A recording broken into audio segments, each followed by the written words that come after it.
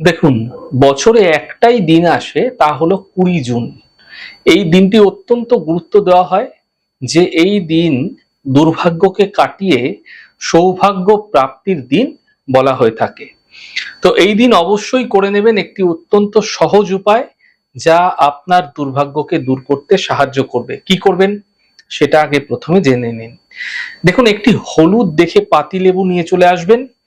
দেখবেন যেন হলুদ লেবুর গায়ে কোনো দাগ ছোপ না থাকে, একটু ভালো করে দেখে আনবেন।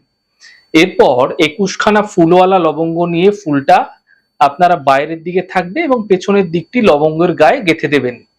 এরপরে একটি বাটির মধ্যে সেই লবঙ্গযুক্ত লেবুটিকে রেখে ওই দিনকেই ভগবান নারায়ণের সামনে রেখে দিন এবং মনে মনে প্রার্থনা করবেন, আমার যত দুর্ভাগ্য দুর্ভোগ আছে তার সমস্ত কিছু আপনি কাটিয়ে দিন। এটা করার পর পরবর্তী দিন অর্থাৎ 21শে জুন সকাল সকাল ঘুম থেকে উঠে পড়তে হবে আপনাকে।